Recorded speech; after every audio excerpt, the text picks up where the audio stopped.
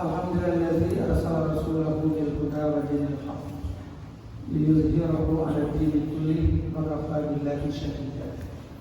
Asyhadu an la ilaha illallah wa asyhadu anna Muhammadan 'abduhu wa rasuluh. Allahumma shalli ala sayyidina Muhammad wa ala ali sayyidina Muhammad. Para ustaz dan bapak dosen, staf mahasiswa, jemaah zuhur rahimakumullah.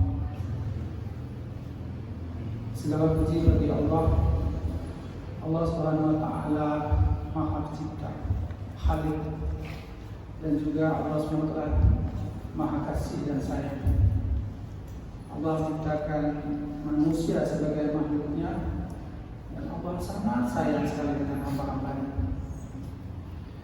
Salah satu wujud atau bukti kasih sayang Allah setelah kita diciptakan dengan sempurna ini, laqad khalaqnal insana fi ahsani taqwim, sempurna dibandingkan dengan makhluk-makhluknya yang lain.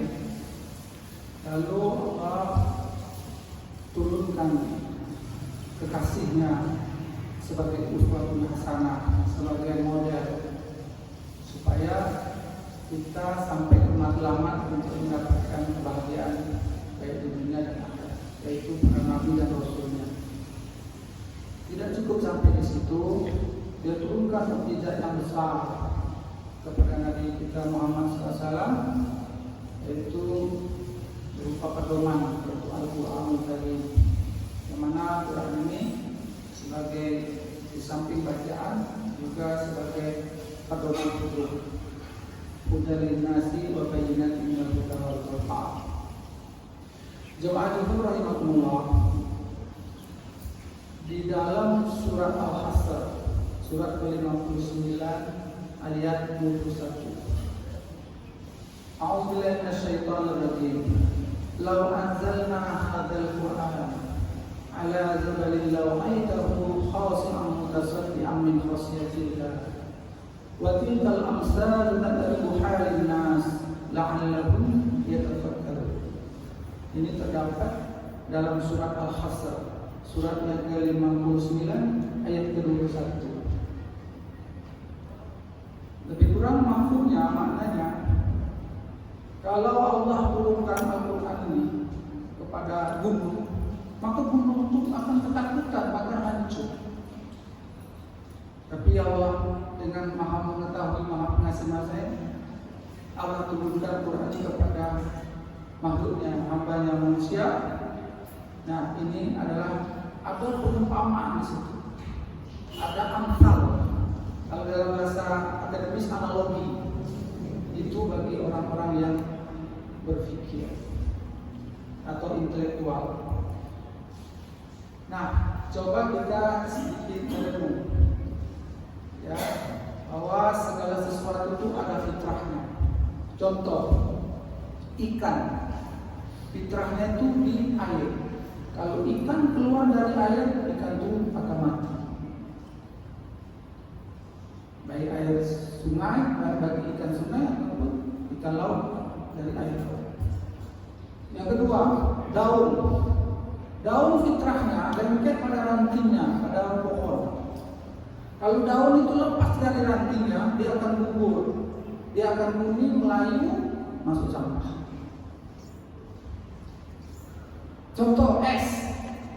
Es itu fitrahnya dalam peti sejuk. Orang Melayu bilang, dalam kulkas. Es itu kalau keluar dari peti sejuk itu, dari kulkas itu, dia akan mencair. Nah, terus kalau sudah mencair, ya bukan es lagi, seperti air, lama-lama itu biasa. Burung, fitrahnya di mana? Di alam bebas. Walaupun disangkar emas, dia tidaklah maksimal. Tapi kalau di alam bebas, dia terbang sana kemari, dia akan bersiul dan sebagainya. Nah, sekarang manusia, kita sebagai hamba Allah, al-insan sebagai manusia, di mana fitrah kita? Supaya kita dapat menjalankan kehidupan ini sesuai dengan matlamatnya, yaitu mendapat satu kebahagiaan, ketenangan, kesuksesan dunia akhirat. Allah sudah letakkan fitrahnya di dalam agama. Sejauh mana kita berusaha, berikhtiar semaksimal mungkin ya belajar, terus kita pahami, terus kita amalkan agama ini, maka sejauh itulah akan dapat kita rasakan kebahagiaan tersebut. Nah, tadi di ayat Al-Hasr ayat 29 dikatakan bahwa Al-Quran itu di samping ada ayat yang namanya kauliyah yang tertulis tekstual, dia juga ada ayat kauniyah yang tergambar.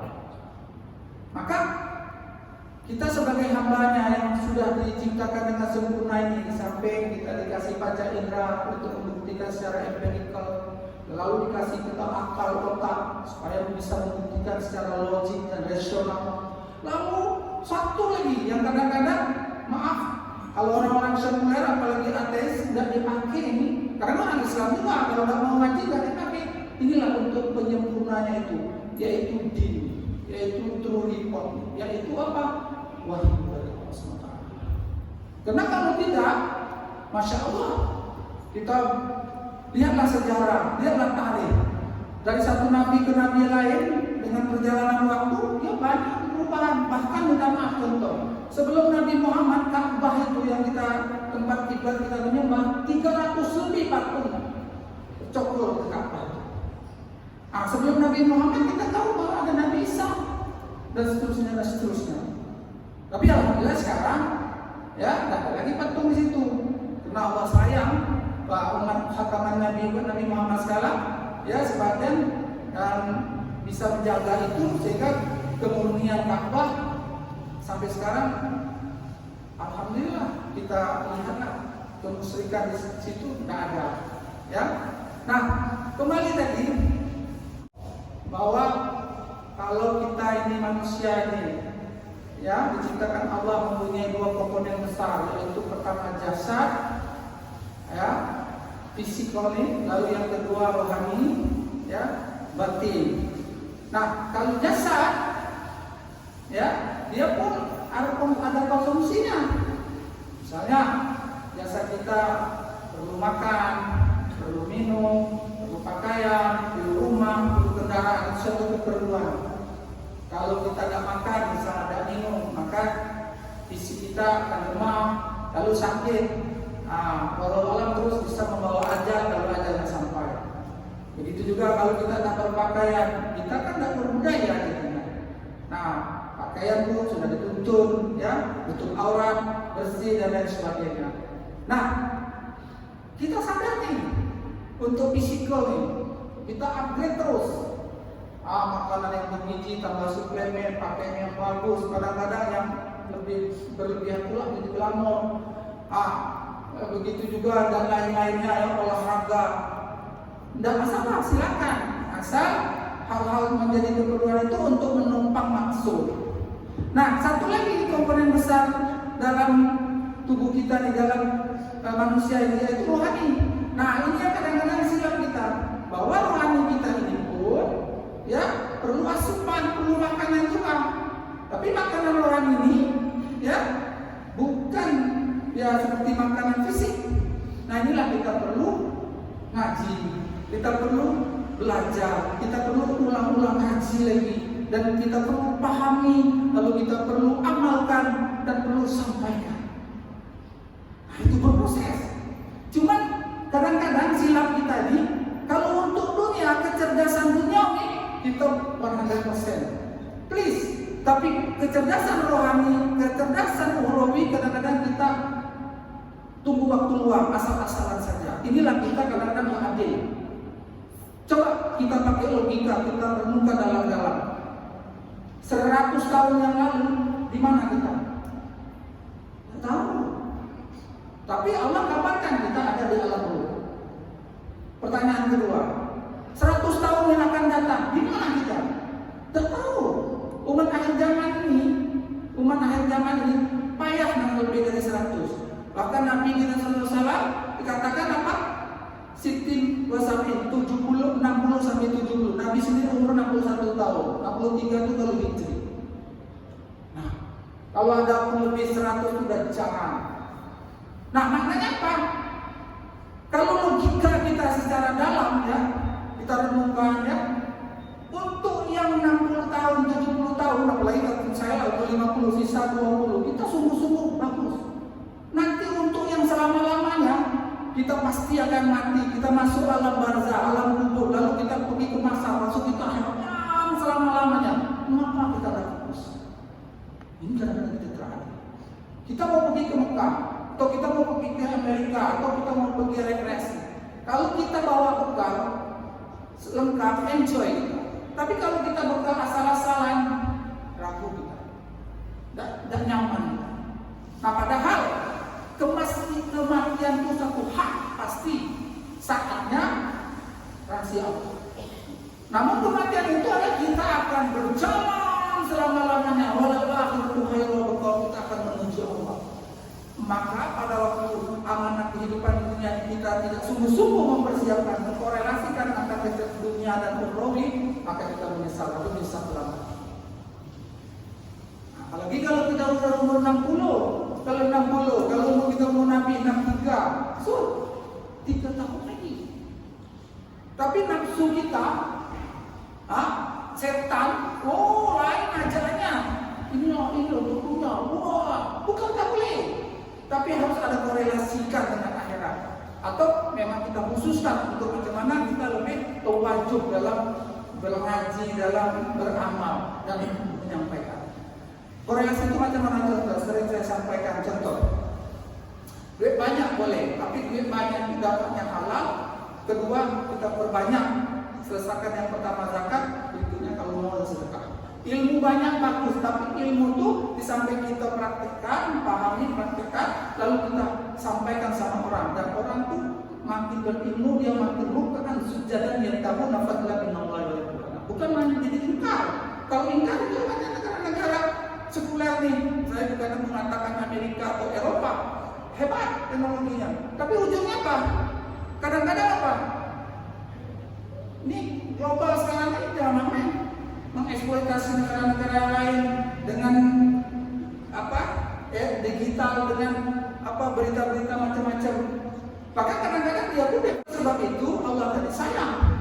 Di samping Allah sudah ciptakan kita dengan sempurna ini, empirikal, ada mata kita, ada telinga kita, ada lidah kita membuktikan manis ataupun asin, ada kulit kita merasakan dingin dan panas. Kalau kasih lagi obat akal kita supaya kita berpikir. Karena agama nggak boleh pakai akal, tapi menggunakan akal aja salah. Maka untuk menyempurnakan itu dengan keterbatasan kita, waktu dan pemikiran dan kemampuan, Allah kasih wahyu. Nah, wahyu ini mujizat besar. Seorang profesor hebat lah, aku tahu. Sekarang kalau awak tahu kapan awak mati? Tidak tahu dia. Tak tanya lagi, 100 tahun kemarin awak di mana? Tidak tahu pun. Kalaupun tahu, kita tuh itu minyak ilmi ilah qalilah, Allah kabarkan dalam Al-Quran. Maka Al-Quran tadi, ya, di samping mujizat itu bukan hanya untuk kita baca, tapi itu lagi dan lagi kita harus pahami sedikit-sedikit. Luangkan waktu, korbankan waktu. Kenapa kalau kita asal jadi asal aja memahami itu, ya ayam memahami. Kalaupun paham, ya kadang-kadang ya, Masya Allah, susah pun kalau untuk ngamalkan dan nyampaikan. Ya oleh sebab itu momen, ya, Insya Allah kita pada zuhur ini dalam rangka majelis ilmu ini, dalam rangka kita saling mengingatkan dalam dan juga dalam rangka kita upgrade kecerdasan rohani dan kecerdasan ukhrawi kita, akhirat kita. Namun demikian, baik bukan kita mau meninggalkan dunia itu salah, pasti kita tinggalkan, tapi kita tertibkan. Nah, jadi ulama katakan apabila kita 3 komponen, ya, dari Allah yang diberikan kepada kita, kita maksimalkan, terutama kita baca lagi petunjuk-petunjuk, ya, dari Al-Quran, lalu dari hadis, dan juga nasihat bersama. Insya Allah apa yang menjadi matlamat kehidupan maksudul hayat kita, yaitu kita mendapat satu kebahagiaan dan juga nanti insya Allah akan Allah tempatkan di surga seperti yang kita Nabi Adam, dan juga begitu juga para nabi dan khususnya Nabi kita Muhammad SAW. Dan last-lastnya adalah insya Allah yang kita harapkan itu Allah akan kita dapatkan. Nah, inilah renungan kita pada siang hari ini. Sekali lagi samping kita zikir itu bagus, kalau bisa kelihatan main dulu, tapi kita gunakan pikir kita ini untuk menguatkan zikir. Apabila ikhtisab kita, apa yang kita amalkan, kita dukung dengan referensi dalil-dalilnya, satu kita riadoh, ya, kita praktekkan, kita lihat orang-orang soleh, haulatul iman itu akan kita dapat manis. Jangankan dalam keadaan sehat, dalam keadaan sakit pun kita nikmat menjalankan perintah Allah. Jangankan kita kaya punya pangkat, miskin pun kita akan nikmat menjalankan perintah Allah. Karena Allah SWT mengetahui maka senang saya. Nah, tapi kalau kita tidak memahami agama itu secara komprehensif, apa? Kaya susah, miskin lebih susah. Sehat susah, sakit lebih susah. Muda susah, tua lebih susah. Nah, dalam belajar otaknya cuma apa? Duit saja ujungnya. Padahal Allah ini Maha mengetahui. Tanam padi rumput ikut. Kejar akhirat dunia yang menjadi hak jatah kita tidak tertukar dan tidak selamat. Dia akan datang. Kalaupun datang, tidak penuh dengan keberkahan, hanya banyak saja membuat kita gelisah, jauh dari amal. Ujung-ujungnya kita akan berbahaya. Tapi kalau dia berkah, walaupun sedikit, dia akan mencukupi. Terbukti dengan semangat kita sempurnakan ibadah kita. Terutama yang fardu-fardu, baru kita tambah yang sunat-sunat. Contoh, kalau orang yang sudah terasa nikmatnya, jangankan lima waktunya datang ke masjid tahajud, kalau dia tinggalkan